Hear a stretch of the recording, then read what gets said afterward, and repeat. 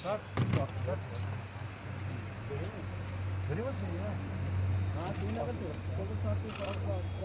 Sir.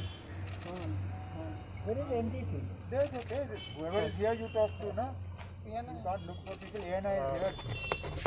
Sir, please start. Sir, please start. Meeting के बाद मैंने कोई भी प्रेस से बात नहीं की। मैंने प्रेस से इसलिए बात नहीं की कि मैं समझता हूँ कि पहले मुझे अपने पार्टी के लोगों से बात करनी चाहिए और जो अलायंस फॉर गुप्कार के मेंबर्स हैं उनसे भी बात करनी है। वज़ीर-ए-आज़म की मुलाकात जो थी वो बहुत अच्छी रही। सब पार्टीज ने अपने अपने ख्यालात उनके सामने रखे और ये पहला कदम था उनकी तरफ से कि किसी के तरीके से जम्मू कश्मीर में हालात बेहतर बनाए जाएं और एक सियासी दौर शुरू किया जाए। इसके अलावा मैंने आपसे कुछ कहना नहीं। जब तक मैं अपनी जमात से बात नहीं करूंगा मैं आपके सामने कोई और के बारे में कह नहीं सकता। बाकी आपको सब पता है, उमर साहब ने आप बहुत से वहाँ पे प्रेस वालों से भी बात की है और अखबारों में भी है वहाँ से। अगर आपने कुछ पूछना है तो पूछ। डॉक्टर साहब, आप यहाँ गए थे अपनी पार्टी को रिप्रेजेंट करने and plus participants were also here, लेकिन जो आपने प्रेस में बयान दिए कि आपने मुद्दों पे बात की, तो जो गुप्कार का स्टैंड था वहाँ वो आपने इंडिविजुअली अपनी पार्टी को रिप्रेजेंट की।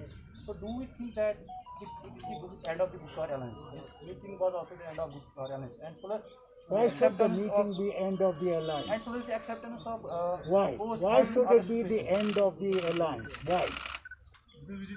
Because nobody spoke as spokesman of Gupkar. You spoke देखिए ना, I didn't speak as a Gupkar. हमें वहाँ पे अलायंस के तौर पे नहीं बुलाया गया था। अगर बुलाया गया होता तो अलायंस की तरफ से एक ही वहाँ पे बात करने के लिए बुलाए गए होते। वहाँ पे जो पार्टीज हैं उन्हें वहाँ दावत दी गई।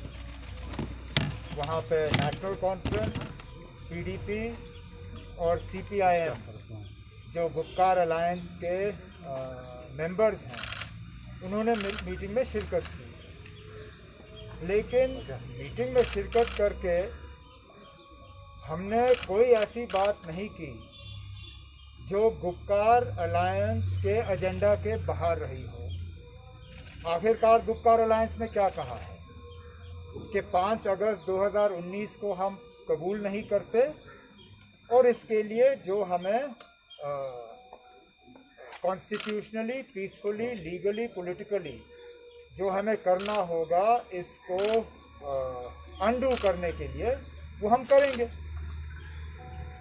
अब ये बात वहाँ करके या मीटिंग से बाहर आके प्रेस से के सामने कह के तो गुप्कार अलायंस का जो एजेंडा है वो अंडू कहाँ पे हुआ? ना वहाँ जाके किसी ने भी वज़ीर-ए-आज़म से ये कहा कि आप अब 5 अगस्त मतलब हम में से जो गुप्कार अलायंस के मेंबर्स हैं वहाँ पे किसी ने तो ये नहीं कहा ना आपके पास 5 अगस्त को हम कबूल करते हैं, आगे बढ़िए। हमने कहा ना कि हम वहाँ लोग नाराज़ हैं, इस फैसले से खुश नहीं हैं, वो चाहते हैं कि तब्दीली हो। लेकिन अब हमें लोगों को धोखा भी नहीं देना है। हम अगर लोगों को ये कहें कि ना कि हम 5 अगस्त के फैसले का रिवर्सल जो है मोदी साहब से ही हासिल करेंगे, वो लोगों को धोखा होगा ना। जिन्होंने हमसे लिया, हम क्या लोगों को यही धोखा दें कि उन्हीं से हम वापस हासिल करेंगे? और साफ अल्फाजों में वज़ीर-ए-आज़म साहब के सामने न सिर्फ महबूबा मुफ्ती साहिबा ने, फारूक साहब ने भी ये कहा ना बीजेपी को 70 साल लगे अपना 370 को हटाने का एजेंडा कामयाब कराने में। हमें अगर 70 हफ्ते 70 महीने या जितना टाइम लगेगा, हम हम अपने मिशन से पीछे नहीं हटेंगे। तो साफ अल्फाजों में जो हमें कहना था कह दिया, और वज़ीर आज़म साहब ने सुना। और क्या चाहते हैं आप?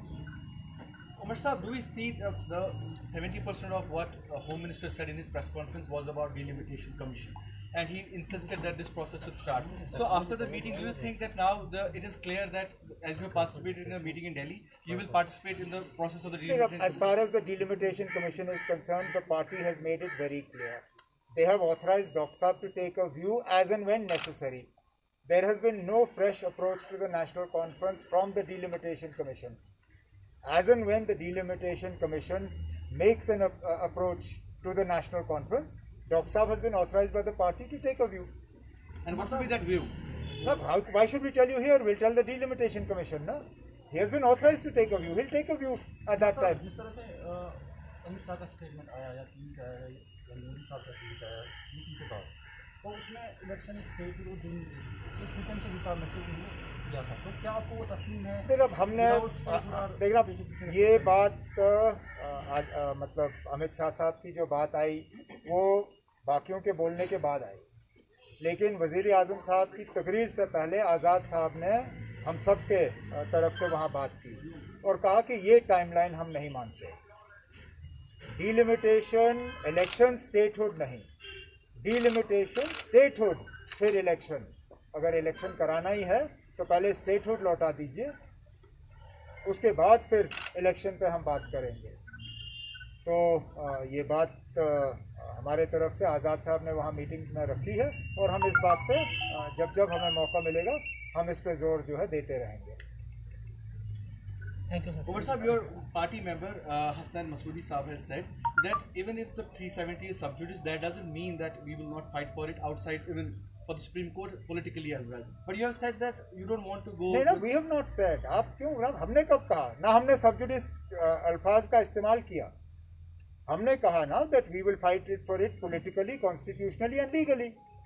Sub judice, unfortunately, words were used only by two people.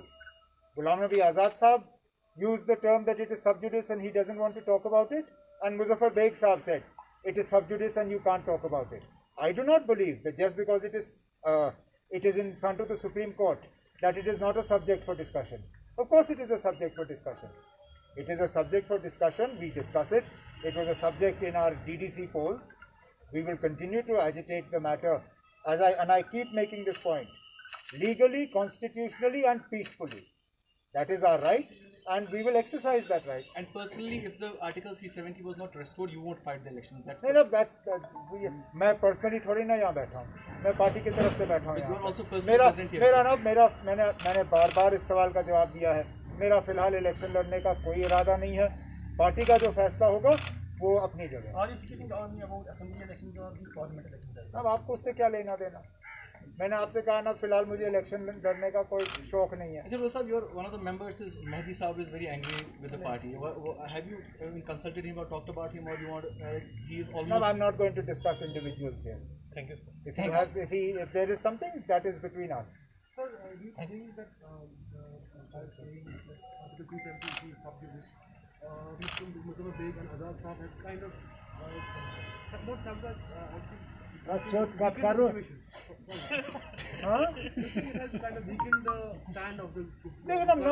Neither of them are members of the Gupkar Alliance.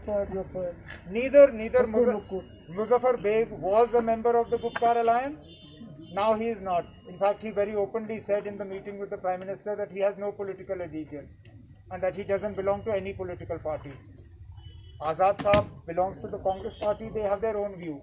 But their view is not binding on us and it's not binding on the Gupkar Alliance.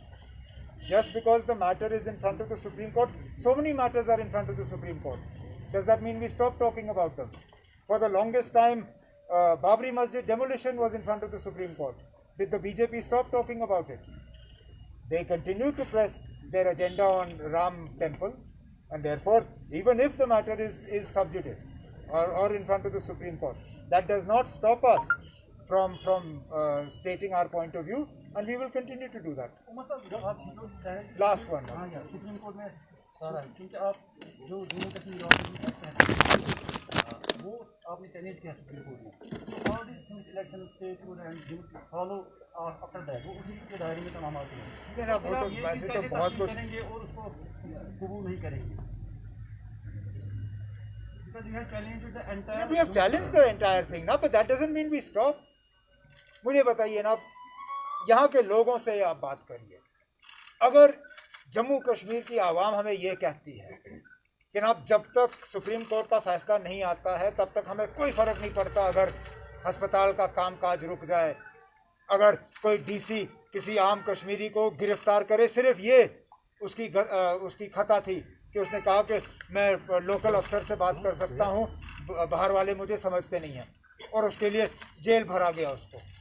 जो सख्ती हो रही है, जो बार बार यहाँ लोगों को तंग किया जा रहा है, बंद किया जा रहा है, ये सब हो रहा है। यहाँ जो एक ब्यूरोक्रेटिक अनचेक्ड एडमिनिस्ट्रेशन है, अगर जम्मू कश्मीर के लोग ये पसंद करते हैं और कहते हैं ना हमें ये बिल्कुल ठीक है, ये ऐसा ही रहने दीजिए जब तक सुप्रीम कोर्ट का फैसला नहीं आता, हम हाथ ऊपर कर लेंगे ना। लेकिन अगर यहाँ के लोग राहत की सांस चाहते हैं, अगर यहाँ के लोग चाहते हैं कि फील्ड में अफसर वो हो जो उनकी बात कर सके, जो उनकी बात सुन सके, समझ सके, जो उनके बच्चों की तालीम की उनकी फ़िक्र हो, उनके सेहत की फ़िक्र हो, तो फिर मुझे लगता है कि गाड़ी दोनों पटरी पे चल सकती है। वो लड़ाई हम छोड़ेंगे नहीं, लेकिन जहाँ जहाँ हम लोगों को थोड़ी बहुत मुसीबत से निकाल सकते हैं, निकालना चाहिए ना। Doctor, were you conveyed for when will the next meeting be, or when will the engagement? How will it go forward? Any kind of Nothing is I'll fixed. tell you one honestly. No, don't do too much honestly. I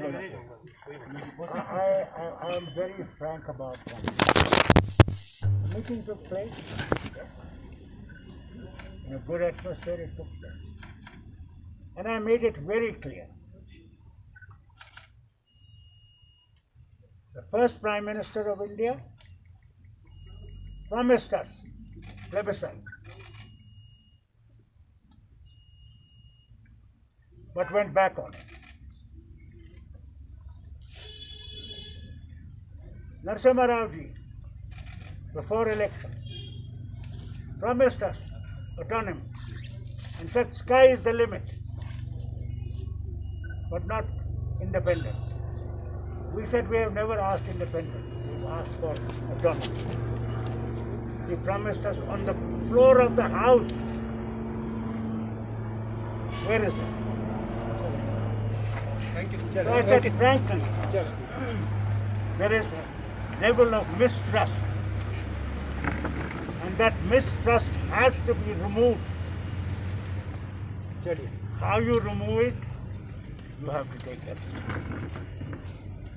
That is why even Dr. Karan Singh today, if you read the newspaper, has said that statehood must be brought forward. So let's not jump. Let's see what they do. How do they remove that mistrust? Or will they continue that mistrust? What makes you hopeful now? I cannot say more than this. That is enough.